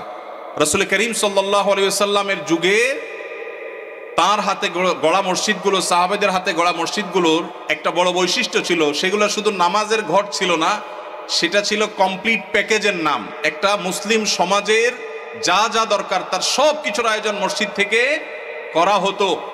সেখানে দারিদ্র্য বিমোচনের কাজ হতো, কারো পারিবারিক কলহ হলে নবী সাল্লাল্লাহু আলাইহি ওয়াসাল্লামের কাছে আসলে তিনি সেটা মীমাংসা করতেন। এই ঘটনা বহু আছে।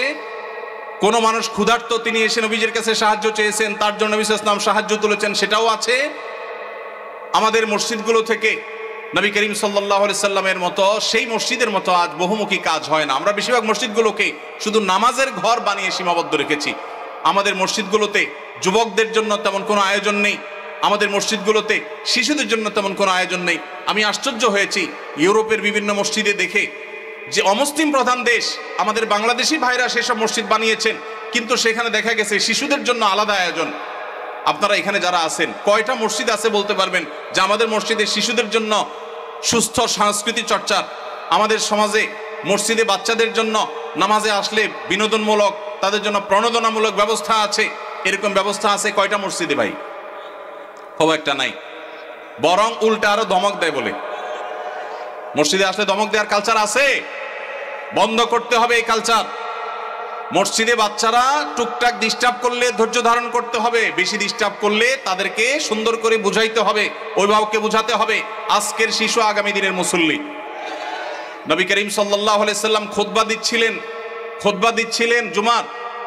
হাসান বা হোসেন রাদিয়াল্লাহু তাআলা আনহুমা দৌড়ে আসছিলেন নানার দিকে, জামা পেঁচায়া শরীরের সাথে পড়ে গেছেন। নবীজি মিম্বর থেকে নেমে দূরে গিয়ে নাতিকে কোলে নিয়ে আবার এসে মিম্বরে দাঁড়ালেন, তারপর খুতবা কন্টিনিউ করলেন। আপনার মসজিদের ইমাম সাহেব করলে চাকরির কি হাল থাকবে বলেন? চাকরি থাকবে? নবী করিম সাল্লাল্লাহু আলাইহি সাল্লামের জায়গায় আমরা যদি হতাম তো বলতাম, মেয়েকে যে বলতাম, মা অন্তত আমার খুতবার সময়টা তো ধরে রাখবা। বলতাম কি বলতাম না? আমার নবী করিম সাল্লাল্লাহু আলাইহি সাল্লাম সেরকম কথা বলেছেন বলে জানা যায় না। তিনি সেজদা গেছেন জামাতে নামাজে, ভাই একাকি না, মসজিদে তিনি ইমামতি করছেন। তার পিঠের উপরে হাসান হোসেন যখন উঠে বসছেন, নবী সাল্লাল্লাহু আলাইহি ওয়াসাল্লাম আর তাদেরকে নামানোর জন্য কোনো কসরত করেন নাই। ওই অবস্থায় তিনি অপেক্ষা করছেন, সেজদার তাসবিহ বাড়াচ্ছেন। সময় যাচ্ছে, নাতির ঘোড়ায় চড়ার শখ পূরণ হওয়ার পর যখন পিঠ থেকে নামছে, তখন নবী সাল্লাল্লাহু আলাইহি ওয়াসাল্লাম মাথা উঁচু করছে। এরপরে নামাজ শেষে সাহাবীরা জিজ্ঞেস করছে, হে আল্লাহর রাসূল, আজকে সিজদা একটু লম্বা হয়েছে, ব্যাপার কি? কি কোনো ওহী আসলো নাকি বিশেষ কোনো নির্দেশ কি? তখন নবী সাল্লাল্লাহু আলাইহি ওয়াসাল্লাম বললেন, সেরকম কিছুই না, আসলে নাতি পিঠের উপর উঠেছিল, আমি তাকে নামাতে চাইনি, সে নেমেছে, তারপরে তিনি নবী সাল্লাল্লাহু আলাইহি ওয়াসাল্লাম মাথা উঁচু করেছেন। আমাদের ইমাম সাহেবদের যদি নাতি তো দূরের কথা, নাতিরে তো মানুষ একটু একটা আদর করে, ছেলেও যদি আসতো বা নাতির জায়গায় আরো কিছু যদি আসে, পিঠের উপরে তার পরিবারে কোনো বাচ্চা আসতো, ইমাম সাহেবের চাকরি চলে যেত। ঠিক না ভাই? ঠিক। ভাইরা আমার, যদি নবী সাল্লাল্লাহু আলাইহি ওয়াসাল্লামের পিঠে নাতি উঠার পরও নবী সাল্লাল্লাহু আলাইহি ওয়াসাল্লাম ফাতিমা রাদিয়াল্লাহু তাআলা আনহাকে এই কথা বলার কথা হাদিসে পাওয়া যায় না যে নামাজের পর নবীজি সাল্লাল্লাহু আলাইহি ওয়াসাল্লাম ফাতিমা রাদিয়াল্লাহু তাআলাকে বসে বলেছেন। বললে সেটা অবশ্যই হাদিসে আসতো। নবী সাল্লাল্লাহু আলাইহি ওয়াসাল্লামের ব্যক্তিগত জীবনের যে সমস্ত বিষয় থেকে উম্মতের শিক্ষা আছে তার সবগুলো হাদিসে আসে। এরকম কোন হাদিস পাওয়া যায় না যে তিনি ফাতিমা রাদিয়াল্লাহু তাআলার কাছে যে বলেছেন, মা আমি মসজিদে ইমামতির দায়িত্ব পালন করছি, এই টাইমে তুমি নাতিকে ছেড়ে দিলা, তাকে এই টাইমটা ধরে রাখতে পারতা। নবীজি এরকম বলেছেন বলে কোনো প্রমাণ পাওয়া যায় না। এই জন্য বাচ্চাদের টুকটাক মসজিদে আসা, তাদের ডিস্টার্ব করা, এটাকে মুরব্বীরা, চাচাজিরা, বাবাজিরা আল্লাহর ওয়াস্তে হজম করে নেবেন। আপনারা যদি ধমক দেন তো মনে রাখবেন, এই বাচ্চা মসজিদ থেকে যদি দূরে সরে যায় আপনার ধমকের কারণে, সারা জীবনের জন্য আপনি গুনাহগার হয়ে থাকবেন। এদেশের একজন প্রথম সারির বড় আলেম, প্রথম 10 জনের একজন হবে, নাম বললে সবাই 100% মানুষ চিনে যাবেন, আমি নাম বলছি না। ওনার ছেলে মদিনা ইউনিভার্সিটিতে তখন পড়ে, আমাকে বলেছিল ব্যক্তিগতভাবে, ভাই আল্লাহ আমাকে আলেম বানিয়েছেন, মাদ্রাসা পড়িয়েছেন, ইউনিভার্সিটিতে পড়ালেখা করে অনার্স করেছি। আমি ছাত্র বা শৈশবে ছোট জীবনে মসজিদ থেকে ধমক খাইছি এক মুরব্বীর, আমি মরণ পর্যন্ত ভুলবো না। আমার মনে কতটা আঘাত সেটা এঁকে দিয়েছে। বহু ধমক জীবনে খেয়েছি, কিন্তু ওই ধমকটা ভুলবো না। মসজিদে গিয়েছি বহুত আবেগ নিয়ে, অনুভূতি নিয়ে, একটু দুষ্টামি করেছি, যেই ধমক খেয়েছি আমার ভেতরটা কেঁপে উঠছে। আমি চিন্তা করি, আমার জায়গায় একজন সাধারণ মুসলমান যে এতটা ইসলাম বুঝে না, হয়তো স্কুল কলেজে পড়েছে, সে যদি আঘাতটা পাইতো সে হয়তো নাস্তিক হয়ে যেত, সে তো ইসলাম থেকে দূরে সরে যেত। এই জন্য মসজিদ থেকে বাচ্চাদেরকে ধমক দিবেন না। আদর্শ মসজিদের জন্য, বাচ্চাদের জন্য যুবকদের জন্য, এমনকি মা বোনদের দ্বীনি শিক্ষার জন্য চিন্তা ভাবনা ফিকির, তাদের জন্য পর্দা প্রাইভেসি রক্ষা করে কিভাবে তাদেরকে দিনদার বানানো যায়, ফরজে আইনের ইলম শেখানো যায়, সেই ব্যবস্থাপনা থাকতে হবে। মসজিদ থেকে জনসেবামূলক কার্যক্রম থাকতে হবে। জনসেবার জন্য পয়সার দরকার নাই, ইচ্ছা যথেষ্ট। আমি একটা ক্যাম্পেইন শুরু করছি, প্রত্যেক এলাকায় যুবক ভাইয়েরা ইমাম সাহেবদের নেতৃত্বে এলাকা পরিচ্ছন্নতা অভিযানে নেমে যান। আপনার এলাকাটা সবচেয়ে ক্লিন রাখেন। প্রতিদিন এক ওয়াক্ত নামাজের পরে 10 মিনিট করে এলাকা ভাগ করে নেন। সারের বস্তায় করে সব ময়লা গালা কুড়িয়ে এক জায়গায় এনে সেটাকে জ্বালিয়ে দেন বা শেষ করেন, এলাকাকে পরিচ্ছন্ন করেন। আরো হাজারটা কাজ করা যায় পয়সা কড়ি ছাড়া। সামান্য একটু মেহনত করলে, পরিশ্রম করলে দেশের চেহারা আমরা পরিবর্তন করতে পারবো ইনশাআল্লাহ। আল্লাহ আমাদের সবাইকে মসজিদে নববীর মতো একটা বহুমুখী কার্যক্রম বিশিষ্ট মসজিদ আমাদেরকে করার তৌফিক নসিব করুন। আমাদের পরিবারের অনেক সময় অনেক বড় রোগে আক্রান্ত হন। আমাদের পরিবারে অনেকে অনেক সময় বড় রোগে আক্রান্ত হন, যেমন cancer, brain tumour, liver cirrhosis ইত্যাদি। এই ধরনের রোগের চিকিৎসার ক্ষেত্রে অনেকে তার পুরো সম্পদ বিক্রি করে ফেলে, নিঃস্ব হয়ে যায়। শরীর দৃষ্টিকোণ থেকে কতটুকু সম্পদ ব্যয় করা উচিত এবং ইসলামের নির্দেশনা কি? যদি আল্লাহ না করুন কেউ দুরারোগ্য ব্যাধিতে আক্রান্ত হন, যার চিকিৎসায় লক্ষ লক্ষ টাকার দরকার হয়, তার জমি জমা বিক্রি করা লাগে।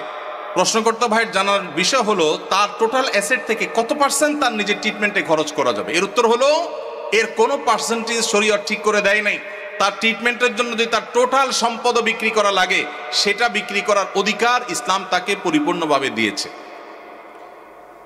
মানুষের সম্পদের ক্ষেত্রে শরীয়ত তাকে এতটা স্বাধীনতা দিয়েছে যে তার সম্পদ কি করবে না করবে এক্ষেত্রে কারোর সেখানে কোনো নাক গলাবার অধিকার, সন্তানদের এটা বলার অধিকার নাই যে বাবা তুমি নিজে চিকিৎসা সব খরচ করবে, আমরা কি করব, এটা বলার অধিকার নাই। অনেক কুলাঙ্গার সন্তান আছে, বাবার এরকম সিরিয়াস পর্যায়ে হয়ে গেলে জমি বিক্রি করতে দেয় না, বরং বাধা দেয়। আছে না নাই? মনে রাখবেন, বাপদাদার সম্পদ দিয়ে মানুষ ধনী হয় না, হলেও সেটা সাস্টেইন করে না, টেকসই হয় না। মানুষ নিজস্ব চেষ্টায় আল্লাহর অনুগ্রহে ধনী হয়। বহু বড় লোকের ছেলেরা একসময় রাস্তায় মানুষের কাছে হাত পাততে হয়। এই জন্য বাবার সম্পদ, মায়ের সম্পদ, সেগুলোর জন্য কামড়াকামড়ি করা, তাদের হক নষ্ট করা, এগুলো আমাদের মূর্খতা। তবে হ্যাঁ, কেউ যদি মনে করেন যে দুরারোগ্য ব্যাধিতে আমি আক্রান্ত হয়েছি, এখানে ট্রিটমেন্ট করে আসলে লাভ হবে না, ডাক্তারদের অ্যাসেসমেন্ট অনুযায়ী মৃত্যুই নিশ্চিত এবং জটিল পরিস্থিতি, তাহলে সেক্ষেত্রে আমার বাচ্চারা তারা অসহায় হয়ে যাওয়ার চাইতে আমি সুন্নত হিসাবে ট্রিটমেন্ট করি, কিন্তু খুব বেশি অ্যাগ্রেসিভলি ট্রিটমেন্টের জন্য খরচ করবো না। এটা যদি কেউ সিদ্ধান্ত নেয় তো সেই এখতিয়ারও শরীয়ত ওই ব্যক্তিকে দিয়েছে। অবস্থা বুঝে তিনি ডিসিশন নেবেন। হালালভাবে সুদঘোষহীনভাবে রিজিকের ব্যবস্থা কিভাবে করতে পারবো? হালালভাবে সুদঘোষহীনভাবে একেবারে কোনো জায়জামেলা ছাড়া আপনার মাসে মাসে অ্যাকাউন্টে টাকা চলে আসবে, এইরকম অটোমেটিক ইনকাম করার কোনো দোয়া, কোনো আমল আমার জানা নাই। আমি কি বুঝতে পারছি? অনেক যুবক ভাইরা আছেন বলে সব হারাম আর হারাম, যাবো কই, হুজুর একটু দোয়াটা শিখাই দেন, আল্লাহ করে দেখ। অনেকে আছেন ঋণগ্রস্ত, দোয়া চান, চিরকুট লিখে দেন, হুজুর ঋণ মুক্তির আমল শিখাই দেন। পার্সোনালি যদি জিজ্ঞেস করা যায় জমি জমা আছে কিনা, বলে হ্যাঁ আছে আলহামদুলিল্লাহ। তো সেটা বিক্রি করে ঋণ দেন না কেন? বলে জমি বেশি কেউ ঋণ দেয়? মানে আপনি দোয়া শিখাই দেন, আমার জমি আমার থাকুক, ব্যাংকের টাকা থাকুক, আল্লাহ উপর থেকে একটা বস্তা পাঠায় দেখ। এটা কোনো দোয়ার পদ্ধতি হতে। যে সমস্ত ভাইয়েরা হালাল উপার্জনের কোনো পথ খুঁজে পাচ্ছেন না, তাদেরকে প্রথমেই বলবো একটা কাজ করেন, অভাব দূর হয়ে যাবে। সেটা হলো ভাব ছেড়ে দেন। কি ছাড়তে বলছি? ভাব। ভাব ছেড়ে দিলে অভাব দূর হয়ে যাবে। ভাব ছেড়ে দিলে অভাব দূর হয়ে যাবে। বুঝেন নাই কথাটা? আপনার সাথে যায় না এই কাজ, এটার নাম ভাব। এটার নাম কি? এটা আমার সাথে যায় না, আমি কিভাবে একটা শিক্ষিত ছেলে এই কাজ করি, এটার নাম ভাব। এটার নাম কি? এই ভাবের অভাবই বেশি। ভাবের অভাবই বহু লোক আছে, হাইরে কান্নাকাটি, ওরা টাকা নাই, পয়সা নাই, অভাব অভাব। বাচ্চা কাচ্চা নিয়ে চাইনিজে খাইতে গেছে, মন খারাপ। কারণ নিয়ত করছিল এবার ব্যবসার লাভের টাকা দিয়া পোলাপান নিয়ে একটু থাইল্যান্ড যাবে, হইল না, কক্সবাজার আসছে, মন খারাপ। এটা কিসের অভাবী? ভাবের অভাবী। কিসের অভাবী? ভাব ছেড়ে দিলে অভাব এমনি দূর হয়ে যাবে। আমি বিভিন্ন জায়গায় বলি, সেদিন ডুয়েটের প্রোগ্রামেও বলেছি, আমি ছাত্র জীবনে 600 টাকা বেতনে ইমামতির চাকরি করেছি। আমি তখন স্ট্যান্ড করা ছাত্র। আমি তখন চট্টগ্রামে হাটহাজারী মাদ্রাসা, বাংলাদেশ সবচেয়ে বড় মাদ্রাসার ভর্তি হওয়া ছাত্র। সেই বড় মাদ্রাসার পড়াশোনা বাদ দিয়া মফস্বলের মাদ্রাসায়, জেলা পর্যায়ের ছোট মাদ্রাসায়, তার তুলনায় সেখানে গিয়ে ভর্তি হয়েছি। ঢাকা ইউনিভার্সিটি রেখে গ্রামের মফস্বলে কলেজে ভর্তি হওয়ার মতো আমি সেই কাজ করেছি। আমি সেই ছেলে। 600 টাকা বেতন ইমামতি করে বাবা যখন ব্যবসা করতে করতে দেয়ালে পিঠ থেকে গেছে, তখন চিন্তা করলাম আমার ভালো মাদ্রাসা পড়ালেখার চাইতে এই মুহূর্তে বাবার পাশে দাঁড়ানো দরকার। সেখানে গেছি। কই, আলহামদুলিল্লাহ, ওই অবস্থায় ইমামতি করে কয়েক কিলোমিটার সাইকেল চালিয়ে মক্তব পড়িয়ে তারপর পড়ালেখা করে 10 stand, 3rd stand, 2nd stand, 3টি স্ট্যান্ড আমার ছাত্র জীবনে আল্লাহ করার তৌফিক দিয়েছেন। এবং এই সব বরকত আল্লাহ তাআলা ওই সময় দিয়েছেন যখন আমি স্ট্রাগল করি, যশোর যুব প্রশিক্ষণ কেন্দ্রে ইমামতি করি। বছর 1 দিন 2 দিন না।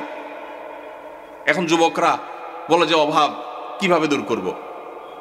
আমের সিজনে 10 কেজি আম নিয়ে বসে যান। 10 কেজি আমের দাম কত? আত্মীয় স্বজন বন্ধু বান্ধব চাইলে অনেকের কাছ থেকে পেয়ে যাবে। 5 টাকা 10 টাকা করে লাভ করেন, 11 কেজির টাকা হয়ে যাবে। এরপর 11 কেজি নিয়ে বসেন, আস্তে আস্তে সামনে বাড়েন। যুবকরা এখন চাকর হইতে চায়, উদ্যোক্তা হতে চায় না। আসুন্নাহ ফাউন্ডেশন আপনাদেরকে উদ্যোক্তা বানাতে চায় ইনশাআল্লাহ। আমরা একটা সার্কুলার দিয়েছিলাম কিছুদিন আগে। আমাদের কাছে এমনি সাহায্যের জন্য আসা লোকের অভাব নাই। সার্কুলার দিয়েছিলাম যে যেই কোনো গরিব, অভাবী, যুবক, তরুণ, যে কোনো বয়সের মানুষ, সে যদি আবেদন করে আর বলে আমার একটা দক্ষতা আছে, 100 লাখ টাকার পুঁজি হলে আমি পায়ের উপর দাঁড়াইতে পারবো, সে যদি এটা সুন্দর করে বুঝাইতে পারে তো ফাউন্ডেশন সেটা করবে। আপনারা জেনে অবাক হবেন, এই সার্কুলার দিয়ে 1-1.5 মাস গত হয়ে গেছে, এখনো পর্যন্ত আমরা তেমন কোনো আবেদন পাইনি। ফেসবুকে ওপেন সবার জন্য, যে কেউ গুগল লিঙ্কে ক্লিক করে দিতে পারে, কিন্তু উল্লেখযোগ্য আবেদন নাই। বেশিরভাগ যুবকই মনে করে যে একটা রেডিমেড সার্টেন অ্যামাউন্ট হয়ে গেলে আমার সব হয়ে যাবে। আল্লাহর সাথে চুক্তি করে, আল্লাহ লাখ 10 দিলে চলবে, একটা বাইক, একটা ফোন আর ইউ টাইপের একটা বিজনেস আইডিয়া, ব্যাস। এই বংবাং মার্কা চিন্তা করে কোনোদিন অভাব দূর হবে না। পরিশ্রমী হতে হবে, পরিশ্রমী। রাজি আছেন তো ইনশাআল্লাহ? মুসলিম তরুণ কখনো অলস হতে, নবী সাল্লাল্লাহু আলাইহি ওয়াসাল্লাম দোয়া করেছেন, আল্লাহুম্মা ইন্নী আউযু বিকা মিনাল আজজি ওয়াল কাসাল। আল্লাহ আপনার কাছে অলসতা থেকে পানা চাই, আমি অলস হতে চাই না। আল্লাহর কাছে দোয়া করেছেন। সেখানে আমরা অলস থাকি। কোনো কাজকে ছোট মনে করবেন না, অলস হবেন না।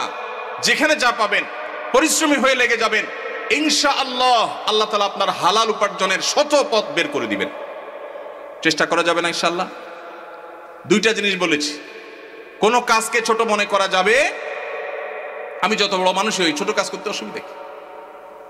আমি একটা ব্যবসা করার প্ল্যান অনেক দিন থেকে করছি। আলহামদুলিল্লাহ, আমি 10 বছর সৌদি আরবে প্রবাসী ছিলাম। আল্লাহ তাআলা অনেক বরকত সেখান থেকে দিয়েছেন। সেটা দিয়ে আল্লাহ তাআলা ছোট ছোট 2টি ফ্ল্যাট করার তৌফিক দিয়েছেন। 10 বছর চাকরি শেষে সৌদি আরবে এতগুলো টাকা একসাথে পাওয়া যায়, ওই যে ভাই জানেন। এই সবগুলো টাকা দিয়ে আল্লাহ তাআলা যে ছোট ছোট 2টি জায়গা দিয়েছেন, তার ভাড়ার টাকা আসে, আমার ডাল ভাত খেয়ে বাঁচা যায়। তারপর আমি ব্যবসা করতে চাই, কারণ আমি চাই যে আমার ভাইয়েরা, আমার দিনী ভাইয়েরা, তারা শিখুক যে পরিশ্রম করতে হয় হালাল উপার্জনের জন্য। অন্যের উপার্জনের পথ যেন খোলে সেজন্য চেষ্টা করতে হয়। এই জন্য সুদ ঘুষ ছাড়া, হারাম ছাড়া উপার্জনের পথের জন্য কায়িক পরিশ্রম শুরু করে দেন, চেষ্টা করা শুরু করে দেন। আসুন্নাহ ফাউন্ডেশনের স্কিল ডেভেলপমেন্ট ইনস্টিটিউটে বেকার তরুণদেরকে প্রশিক্ষণ দেয়। প্রশিক্ষণের পর কাউকে পুঁজি দিয়ে ব্যবসা দেওয়া, কাউকে চাকুরি দেওয়া, কাউকে বিদেশে চাকরির সন্ধান করে দেওয়া, এই কাজটা আসুন্নাহ ফাউন্ডেশন করছে। শত শত যুবকের জন্য করছে। Open for all. সামনে রমাদান উপলক্ষে স্মল বিজনেস ম্যানেজমেন্টের কোর্সের জন্য আবেদন করা হচ্ছে। দেশের যে কোনো জায়গা থেকে যে কেউ আবেদন করতে পারবে। আমাদের ফেসবুক পেজ দেখলে পাবেন। আল্লাহ তাআলা আমাদের ভাইদের হালাল উপার্জনের পথ উন্মুক্ত করে দিন, বলুন আমিন। ওযু করার পর বাচ্চাদেরকে বুকের দুধ খাওয়ালে কি ওযু ভেঙে যায়? না। বুকের দুধ মায়েরা যদি বাচ্চাদেরকে খাওয়ান ওযু অবস্থায়, ওযুর কোনো ক্ষতি হবে না। কারণ দুধ এটা কোনো নাপাক জিনিস না। শরীর থেকে নাপাক জিনিস বের হলে তখন মানুষের ওযু ভঙ্গ হয়। যেহেতু মায়ের বুকের দুধ এটা কোনো অপবিত্র জিনিস না, নাপাক না, অতএব বাচ্চাকে দুধ খাওয়ালে তাতে ওযুর কোনো ক্ষতি হবে না। বোনের হক আদায় করা গুরুত্বপূর্ণ কাজ, কিন্তু যদি এমন হয় যে 2 ভাইয়ের মধ্যে একজন বোনের হক দিতে আগ্রহী, অপরজন দিতে রাজি নন, এক্ষেত্রে যিনি দিতে চান তিনি যে দিতে পারছেন না তার জন্য গুনাহ হবে কিনা। ভাইরা আমার, এই প্রশ্ন অনেকের। অনেক পরিবারে একজন ভাই আল্লাহ ভীরু, তিনি বোনের হক দিতে চান, আল্লাহর ভয় আছে, কিন্তু বাকি ভাইরা দিতে চান না। কি করবেন? উত্তর হলো, যে ভাই দিতে চান তিনি বাবার সম্পদ থেকে, ধরা যাক 2 ভাই আছেন, 1 বোন আছেন, ওই 1 বোনকে দিবেন বলে 1 ভাই রাজি না, আরেক ভাই রাজি। যিনি রাজি, বাবার সম্পদ থেকে 50% করে 2 ভাই ভাগ করে নিয়েছেন। যদি এমন হয়, তো যেই ভাই দিতে রাজি তিনি তার 50%-এর মধ্যে বোনের হক কতটুকু, কোন আলেমের কাছ থেকে জিজ্ঞেস করে যে আমার ভাগে কতটুকু আসছে, ততটুকু তিনি দিয়ে দিবেন। অপর ভাই যে তার ভাগের অংশটা দেন নাই, এর জন্য তিনি আল্লাহর কাছে বুঝবেন। এখন যদি আপনি মনে করেন 1 ভাই যদি দিতে চাচ্ছেন, আমি কি করব, আপনার করার আছে, আপনার অংশ থেকে আপনি আপনারটুকু দিয়ে দিবেন, ইনশাআল্লাহ আল্লাহর কাছে আপনি দায়মুক্ত হয়ে যাবেন। কেউ মারা গেলে বা ধর্মীয় পরিচয় দিতে গেলে বলা হয় তিনি সম্ভ্রান্ত মুসলিম পরিবারে জন্মগ্রহণ করেছেন। আমার জানার বিষয় হলো, সম্ভ্রান্ত পরিবার বলতে কি বোঝানো হয়? ভাইরা আমার, খুবই প্রয়োজনীয় একটি প্রশ্ন। বহু আগে আমি, আমার ফেসবুক আইডি ছিল একটা, আইডিটা ডিঅ্যাক্টিভ হয়ে গেছে, নাই এখন আর। সেখানে আমি এই বিষয়ে একটা ছোট্ট স্ট্যাটাস লিখেছিলাম, অন্তত 10 বছর আগে হয়তোবা। এটা খুবই গুরুত্বপূর্ণ বিষয়। আপনারা প্রায় শুনবেন কোনো নেতা, কোনো পয়সাওয়ালা বা যে কোনো মানুষ মারা যাওয়ার পর তার ব্যাপারে কোনো নিউজ করা হলে বা কোথাও লেখা হলে, এমনকি পরিচয় দিতে গেলে, ধর্মীয় পরিচয় দিতে গেলে বলা হয় তিনি অমুকের ছেলে অমুক, তিনি অমুক গ্রামের একটি সম্ভ্রান্ত মুসলিম পরিবারে জন্মগ্রহণ করিয়াছেন। আপনারা পড়ছেন না, পড়েন না এরকম লেখা? এই যে সম্ভ্রান্ত মুসলিম পরিবার বলা হয়, এটা আমার একান্ত ব্যক্তিগত দৃষ্টিভঙ্গি। এটা আমি মনে করি খুবই গর্হিত একটা শব্দ। এমনি সম্ভ্রান্ত শব্দ, এই শব্দ নিয়ে ভিন্ন আলাপ আছে, আমি সেদিকে যাচ্ছি না, শব্দ বিশ্লেষণে যাচ্ছি না। সম্ভ্রান্ত বলতে বোঝানো হয় আশরাফ, অভিজাত, কুলীন, তারপরে আশরাফ মানে খুব বেশি সম্মানীয়। এই যে বংশ এবং পরিবারের মধ্যে কুলীন আর অকুলীন, এই ভেদাভেদ কাদের মধ্যে আছে? হিন্দু ভাইদের মধ্যে আছে, ঠিক না ভাই? ঠিক। হিন্দুদের মধ্যে জাতের ব্যবধান আছে না নাই? হিন্দুদের মধ্যে সব জাতের মানুষ কি সমান? তাদের মধ্যে সম্ভ্রান্ত জাত আছে, আবার একেবারে অসম্ভ্রান্ত জাত আছে। মুসলমানদের মধ্যে কিরকম সম্ভ্রান্ত অসম্ভ্রান্ত বলতে কোনো ভেদাভেদ আছে? আল্লাহ বলেছেন পরিষ্কারভাবে, এই আল্লাহ তাআলা এই পরিবারের পরিচয় সম্পর্কে বলেছেন, ইন্না খালাকনাকুম শুউবান ওয়া কাবাইলা, বিভিন্ন গোত্রে বিভিন্ন পরিবারে তোমাদের সৃষ্টি করেছি, লিতাআরাফু, পরিচয়ের সুবিধার্থে, চেনার সুবিধার্থে।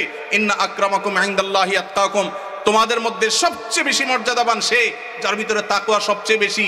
পারিবারিক পরিচয়, বংশগত পরিচয়ের ভিত্তিতে কখনো মর্যাদার তারতম্য হবে না। অতএব সম্ভ্রান্ত আর অসম্ভ্রান্ত মুসলমানদের মধ্যে এই ধারণাটাই হলো হিন্দু থেকে আসছে, এবং একটি ভুল, একটা অপসংস্কৃতি। এটা আমাদের দূর করতে হবে এবং ত্যাগ করতে হবে ইনশাআল্লাহ।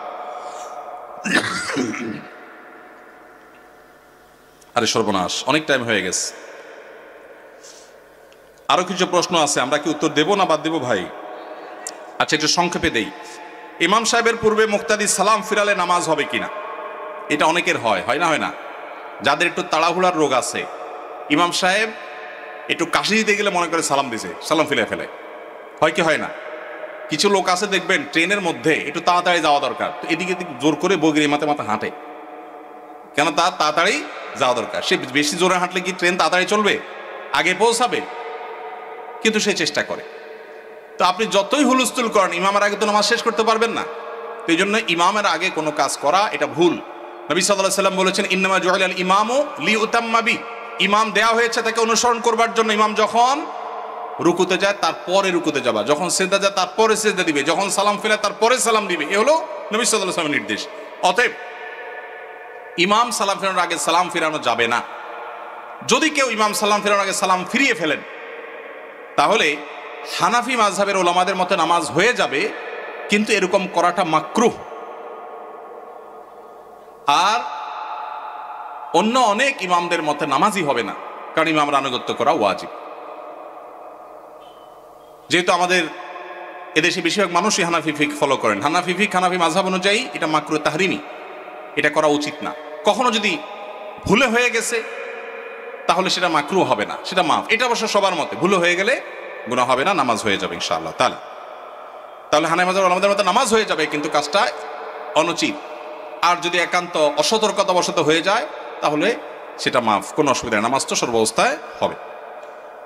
রবিবারে বাঁশ কাটা অমঙ্গল, এই কথার কোনো ভিত্তি আছে কিনা? এটা কুসংস্কারাচ্ছন্ন কথা ভাই।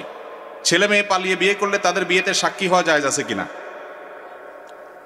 পালায় বিয়ে করবে কেন? পালায় এত মানুষ চুরি করে, অথবা চুরি করার পরে পালায় যায়, ঠিক না ঠিক? হয় পালায় চুরি করে, আর নাহলে চুরির পরে ধরা পড়লে পালায় যায়। বিয়েকে ভালো কাজ না খারাপ কাজ? এই ভালো কাজটা পলায় কেন করবে? বাবা মাকে জানায় করতে হবে। কোনো ছেলে মেয়ে এরকম পলাপলি করে বিবাহ করতে গেলে তাদের বিবাহের সাক্ষী না হয়ে পারলে ধরে বাপ মার কাছে নিয়ে আসবেন, এনে বলবেন চাচা এবার আপনি বিয়ের ব্যবস্থা করেন, আমি এবার সাক্ষী হই। আমি পলাপলির বিয়েতে সাক্ষী কেন হতে যাব? এটা বন্ধ হওয়া উচিত। এবং বন্ধু হিসাবে ওই বন্ধুর উপকার করতে চাইলে কোনোভাবে কলা কৌশলে চাচা চাচিকে রাজি করিয়ে বিয়ের ব্যবস্থা করবেন, কিন্তু পলাপলি করে যেন তারা বিয়ে না করে, প্রয়োজন অপেক্ষা করে বাবা মাকে রাজি করার চেষ্টা করে, সেটা তাদেরকে বোঝাবেন। ওয়াকফকৃত না হলে মসজিদে জুমার নামাজ পড়া যাবে কিনা? যদি কোনো মসজিদে ওয়াকফ করা হয়নি, টেম্পোরারি মসজিদ, অন্য কারোর জায়গায় নামাজ পড়া হচ্ছে, তিনি অনুমতি দিয়েছেন, জুমা হবে। ওয়াকফ করা জুমা হওয়ার জন্য শর্ত না, মসজিদের মর্যাদা পাওয়ার জন্য ওয়াকফ করা শর্ত। ইতিকাফের জন্য মসজিদের মর্যাদা পাওয়া শর্ত, ওয়াকফ করা শর্ত। কিন্তু জুমা টেম্পোরারি কোনো জায়গায় কেউ ভাড়া দিয়েছেন বা অনুমতি দিয়েছেন, বা আপনার কোনো ফ্ল্যাটে মসজিদে কোনো বিশেষ পরিস্থিতিতে যাওয়ার পরিবেশ নাই, অথবা বিদেশে মসজিদ দূরে কোনো শহরে মসজিদ নাই, তখন যে কোনো জায়গায় ওই জায়গার মালিকের অনুমতি থাকলে, বাধা না থাকলে সেখানে জামাতে জুমার নামাজ পড়া যাবে। উকিল বাবার সাথে দেখা করা জায়েজ আছে কিনা? বাবা বলা যাবে কিনা? উকিল বাবা হলো 2 নম্বর বাবা। আমাদের সমাজে উকিল বাবার প্রথা অনেক বেশি আছে, আপনাদের এলাকায় আছে? এটা হলো 2 নম্বর বাবা, নকল বাবা। নকল, এই নকল বাবা হওয়াও জায়েজ নাই, এই নকল বাবা বানানো জায়েজ নাই। ভাইরা আমার, বিয়ে শাদীতে আমাদের দেশে মনে করা হয় যে একজন উকিল বাবা লাগে, এরকম একটা ধারণা আছে না নেই? মেয়ের ইজিন আনার জন্য গায়রে মাহরাম একজন উকিল বাবা হয়, অনেক সময় যায় অনুমতি আনে। এইভাবে উকিল বাবা বানানো পরিষ্কারভাবে হারাম। পরিষ্কারভাবে মুরব্বীরা ভালো করে শুনে রাখেন, যারা যারা উকিল বাবা আছেন এই বাবাগিরি ছেড়ে দেন। বাংলাদেশে বাবার কোনো শেষ নাই। খাজা বাবা, উকিল বাবা, ন্যাংটা বাবা, কত বাবা আছে। আল্লাহ তাআলা এই সমস্ত নকল বাবা থেকে আমাদেরকে হেফাজত করুন। বিয়ে উপলক্ষে কোনো উকিল বাবা টাবা চলবে না। নিজের বাবা বেঁচে থাকলে সেই বাবা তিনি নিজের সন্তানের বিয়ে দিবেন, ব্যাস। মেয়ের অনুমতি বাবা আনতে যাবেন। জাজ্জল্যমান বাবা উপস্থিত, আগাগোড়া 5 হাতি বাবা আছে, এরপরও দেখা যায় আরেকজন উকিল বাবা সেজে সেখানে নাটক করতে যায় অনুমতি আনার জন্য। এই নাটক করা জায়েজ নাই, পরিষ্কারভাবে হারাম। পর্দাহীনতার কারণে, বিশেষ করে গায়রে মাহরাম কেউ যখন উকিল বাবা সাজে, ওই মেয়ে সারা জীবন তারে বাপ বাপ ডাকে, খানা খাওয়ায়। এটা আমাদের সামাজিক মানে একটা কুসংস্কার বলতে পারেন, এর সাথে ইসলামের কোনো সম্পর্ক। যুবকরা বিয়েতে কোনো উকিল বাবা যেন না থাকে। মুরব্বীরা যারা যার বিয়ের উকিল বাবা আছেন, আল্লাহর হস্তে বাবাগিরি ছেড়ে তওবা করে আল্লাহর কাছে চলে আসেন, চেষ্টা করবেন তো ইনশাআল্লাহ। এই উকিল বাবার নাম দিয়া পর্দাহীনতা 2 নম্বরই হাজারটা জিনিস হয়। নিজের বাবারই খবর নাই, কিসের আবার উকিল বাবা? হ্যাঁ, উকিল বাবার লগে বললো ভাগছে কোন মেয়ে? আল্লাহ মাফ করুক আমাদেরকে। ওই যে বেশরিয়তি কাজ করলে তো একটা না একটা অঘটন ঘটবেই। এই জন্য এই সমস্ত অন্যায় কাজ করা যাবে না। জনাব, আমার ভাগ্নির একটা ছেলে ও মেয়ে, 3-4 বছরের বাচ্চা আছে। তার স্বামী ঝগড়া অবস্থায় তালাক শব্দ ব্যবহার করেছে। সবাই এই সংসার মিলায়া দিয়েছে 2 বছর পূর্বে। এখন আবার গত 20 দিন আগে 3 তালাক ঝগড়া অবস্থায় দিয়েছে। এখন তওবা পড়ে নেওয়া যাবে কিনা জানাবেন। তালাক হলে মসজিদে হারামের শেখ সুদাইস সহ অন্য যত ইমাম সাহেবরা আছেন, ওনারা সবাই যদি এনে ওনাদেরকে আনানো হয়, ওনারা আসার পরও যদি জামাই বউকে তওবা পড়ায় দেয়, তারপরও সে বিয়ে টিকবে না। এই মাসআলাতে পৃথিবীর কোনো আলেমের কোনো ভিন্ন মত নাই। তালাক যদি হয়ে যায় তওবা দিয়া সেটা কখনো রিকভার হয় না। এটা হলো ছুরি মারার মতো, দিলাম ছুরি মেরে, এরপরে তওবা করলাম, সরি বললাম, জিব্বা কামড়াইলাম, ইমাম সাহেব এসে আমার তওবা পড়াইলো, উনি তো জীবিত হয়ে যাবে না? হবে? সালাতুন জিদ্দুহুন্না জিদ্দুন ওয়া হাজলুহুন্না জিদ্দুন। আমার অনেক দিনের একটা শখ, তালাক নিয়ে একটা ওয়াজ করব, 2 ঘন্টার একটা ওয়াজ করব, কারণ এদেশে ঘরে ঘরে চুন থেকে নুন খসলেই তালাক দিয়ে দেয়। এরা হলো ছোট লোক। এরা কোন লোক? কথায় কথায় যারা স্ত্রীকে তালাকের কথা বলে, এই পুরুষগুলো হলো ছোট লোক। মহিলাদের খুশি হওয়ার কারণ নাই। কথায় কথা যে মহিলা বলে আর করব না, তোমার সংসার, বাবা বাড়ি চলে যাব, এরাও ছোট লোক। আল্লাহ তাআলা আমাদেরকে এই ছোট লোক থেকে বাঁচার তৌফিক নাসিব করুন। নির্লজ্জের মতো কিছু হলে তালাকের কথা বলে। আমি এই ঘটনা বহু জায়গায় বলছি। আমার এক হুজুর ছিলেন, তালাকের মাসালা জিজ্ঞাসা করতে আসলে আগে ধরে কষায়া পিটা দিতেন, এরপরে মাসালা দিতেন। এখন এই মাসালা যার জন্য জিজ্ঞাসা করছেন, এই আমলটা আমি করতে পারতাম তো। আসেনি এখানে আসামি? আসেনি? ভাইগা গেছে? আসামি বলে ভাগছে প্রশ্ন দিয়া। ভাইরা আমার, চুন থেকে নুন খসলে তালাক দেওয়া জঘন্য অপরাধ, খুবই খারাপ অভ্যাস। যুবক ভাইরা, বউয়ের সাথে ঝগড়া লাগলে আমি বলি, পারলে একটা চিমটি দিয়েন, একটা ধাক্কা দিয়ে দিয়েন, আল্লাহর রাস্তায় তালাক দিয়েন না। চিমটি ধাক্কা যদি বেশি দেন, ব্যথা বেশি পায়, আপনার বিচার করা যাবে, এটার একটা রিকভার করা যাবে, তবা টবায় কাজ হবে। কিন্তু তালাক দিয়া বসছেন, তবায় কাজ হবে না। এই মাসআলায় তাদের সংসার করা না করার বিষয়ে এলাকার বড় আলেম বা বড় মাদ্রাসা গিয়ে কি ঘটছে পুরো বিস্তারিত জেনে তারপর উত্তর নেবেন। কারণ কোনো বিশেষ কেস নিয়ে আমরা প্রশ্নোত্তর এরকম সেশনে উত্তর দেই না যে হ্যাঁ আর সংসার নাই বা আছে। কারণ তালাকের মাসআলা এভাবে উত্তর দেওয়া যায় না, পুরো ডিটেল জানতে হয়। এটা কোনো আলেম বা কোনো দারুল ইফতা গিয়ে, কোনো ফতোয়া গিয়ে জেনেও তারপরে সেটা অনুযায়ী সমাধান করবেন। কিন্তু এইটুকু জেনে রাখেন, তালাক যদি হয়ে যায়, তওবা পড়ায় কোনোদিন তালাক টিকানো, সংসার টিকানো যায় না। এই জন্য তালাক দিতে সাবধান। কখনো মুখ ফসকের আগের চোটে তালাক দিবেন না। তালাক দিতে হলে ঠান্ডা মাথায় পরামর্শ করে ডিসিশন নিয়ে তারপরে সামনে আগাবেন। আল্লাহ আমাদেরকে তৌফিক দান করুন। তালাক চক্র কি আবার? এটা আবার কোন চক্র? তালাক দিয়ে টাকা খায় মানে? ও, ছেলে তালাক দিলে কাবিনের টাকা কে দিবে? ও, মেয়ে পক্ষ তালাক নেয় টাকার লোভে? বা ভালো ব্যবসা দেখা গেছে। ব্যবসার আইডিয়ার জন্য পৃথিবীবাসী বাঙালি কাছে আসা উচিত। বাপরে বাপ, কি মাথা! যে সমস্ত মেয়ের বাবারা মোটা অঙ্কের মোহর ধার্য করেন এই ধান্দায়, এরা নিকৃষ্ট বাবা। এই নিকৃষ্ট বাবাদের কপালে কখনো দুঃখ ছাড়া সুখ আসবে না। অনেক বাবা আছেন মোহর ধরেন 10 লাখ 20 লাখ, কেন? যাতে না ছুটে। এ ভাই, টাকা বেশি ধরলে কি বিয়ে বেশি টিকবে?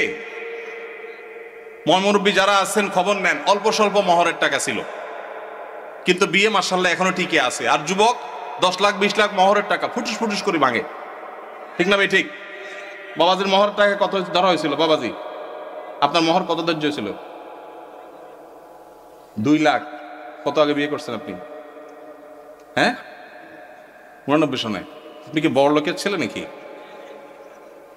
সাধারণ মানুষ? আচ্ছা, সত্য সত্য বলেন, 2 লাখ কি দিছিলেন? চাচিরে দিছিলেন আপনি? সবর সবর সবর। দিছিলেন? সম্পদ দিছেন? 2 লাখ হবে সেটা? আলহামদুলিল্লাহ, তাহলে তো দিছেনই। আপনারা এতক্ষণ ঠিক ঠিক বলে তো লাভ হলো না। মুরব্বী তো ঠিকই দিচ্ছেন মাশাআল্লাহ। 2 লাখের সম্পদ দিয়ে দিচ্ছেন চাচিরে, ওইটা আবার ফেরত ফেরত নেন নাই তো? নেওয়ার কোনো দান্দা টান্দা নাই তো? আলহামদুলিল্লাহ। হ্যাঁ, কার 2000? চাচা একটু দাঁড়ান তো বাবা, একটু দাঁড়ান, একটু দাঁড়ান। নারায়ে তাকবীর। বাবাজির মোহর কত ছিল? 2000 কত আগে বাবা? হ্যাঁ হ্যাঁ, কত আনুমানিক? 60 বছরের 2000 তো এখন 20 লাখ টাকার সমান মনে হয়।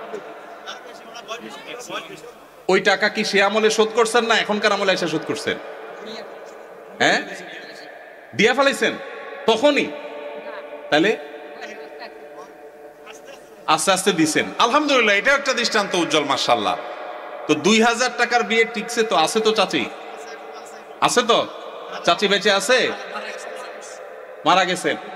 আলহামদুলিল্লাহ বিয়ে টিকছে, আল্লাহ চাচিকে দুনিয়া থেকে নিয়ে গেছেন, আল্লাহ তাকে জান্নাতুল ফেরদৌস নসিব করুন। মেয়ের বাবারা যারা মনে করেন বড় অঙ্কের মহর ধার্য করলে বিয়ে টিকবে, এটা একটা নষ্ট চিন্তা। শুরুতেই যদি বিয়ে ভাঙার চিন্তা করেন, এখানে বরকত কোত্থেকে আসবে? ইন্না আযমান নিকাহি বারাকাতান আইসারুহা মাউনাতান, যে বিয়েতে সবচেয়ে মহর কম থাকে সেটা বেশি বরকতময় হয়। এই জন্য 10 লাখ 20 লাখের ভিতরে বরকত নাই। হ্যাঁ, কারণ আল্লাহ তাআলা সামর্থ্য দিয়েছে অনেক, সে 10 লাখ কেন 10 কোটি দিল ভিন্ন কথা। সামর্থ্য নাই, ছেলে বেতন পায় 10,000, মোহর ধরছেন 10 লাখ টাকা, এটা ফায়জলামতি ছাড়া আর কিছু হতে পারে না। তো এই বিয়ে বাণিজ্য তালাকের বাণিজ্য করবেন না। আল্লাহ আমাদের সবাইকে বুঝার তৌফিক নসিব করুন। ভাইরা আমার, রাত হয়েছে, আমরা আর কথা বাড়াতে চাই না। যে বাকি প্রশ্নগুলো আছে সেগুলো প্রশ্ন উত্তর ইনশাআল্লাহ আমরা অন্য কোনো মজলিসে দেওয়ার চেষ্টা করব। আজকের এই ঢুলিপাড়া ঐক্য পরিষদের যে মাহফিলে যে আলোচনাগুলো আমরা শুনলাম, আল্লাহ তাআলা আমাদের সবাইকে সে আলোচনা অনুযায়ী আমল করার তৌফিক দান করুন, বলুন আমিন। আল্লাহ তাআলা আমাদের সবাইকে এই মাহফিল থেকে দ্বীন এবং ঈমানের শিক্ষা নিয়ে যাওয়ার তৌফিক দান করুন। ভাইরা আমার, আর অনেকগুলো প্রশ্ন আপনাদের আছে, কিন্তু আসলে সময় আর সায় দিচ্ছে না, অনেক রাত হয়েছে। আমরা সবাই মসজিদ থেকে উঠার দোয়া পড়ি। সুবহানাল্লাহি ওয়া বিহামদিহি, সুবহানাকাল্লাহুম্মা ওয়া বিহামদিকা, আশহাদু আল্লা ইলাহা ইল্লা আনতা, আস্তাগফিরুকা ওয়া আতুবু ইলাইক। জাযাকুমুল্লাহু খায়রা।